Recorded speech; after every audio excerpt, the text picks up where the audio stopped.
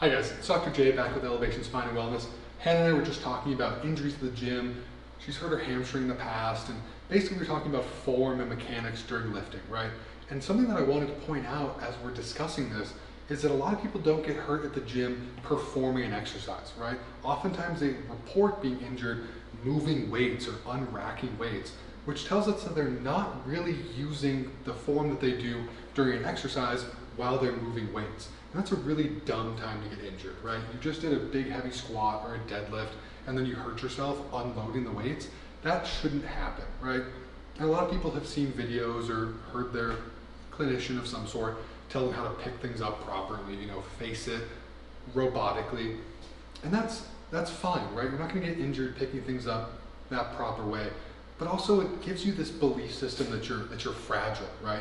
That your body can't accommodate a bit of a twist or a bit of a bend while you're picking things up. Now I'm not saying pick up a boulder after you've twisted your spine and lift with just your back, but I do want to point out that it doesn't have to be this robotic, ridiculous movement that nobody does anyway. But what we want to avoid, and Hannah's gonna help you demonstrate this, is that we just don't want a ton of flexion in the lumbar spine. So if Hannah was gonna pick up this block, I'd have her walk up to the block, and then what I want Hannah to do is I want her to just push her glutes back towards the wall, right? What this does is it places the load in your hips. The hip is a giant joint. It's a ball and socket joint that can take a ton of weight, much more than the low back. So by translating her hips backwards, you can bend your knees slightly, we're taking the load into our glutes and our hips. Big, strong muscles that can take a lot more load than the low back.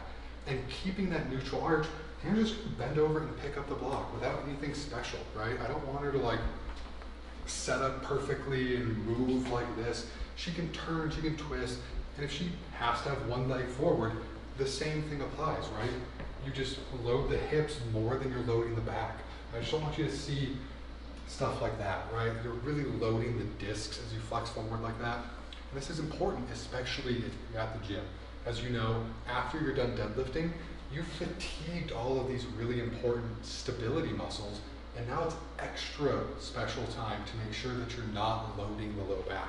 Because there's no reason that people that work out, Hannah's clients, whoever, wherever you are at the gym, you shouldn't get hurt after the exercise, right? You shouldn't get hurt during it either, but it's a really silly time to blow your back out if you're picking up a pencil or a paper clip after you've finished a really hard workout. So try to apply that in your day-to-day life. It'll be super helpful. Keep your back out of pain, and we'll see you next time. Thanks.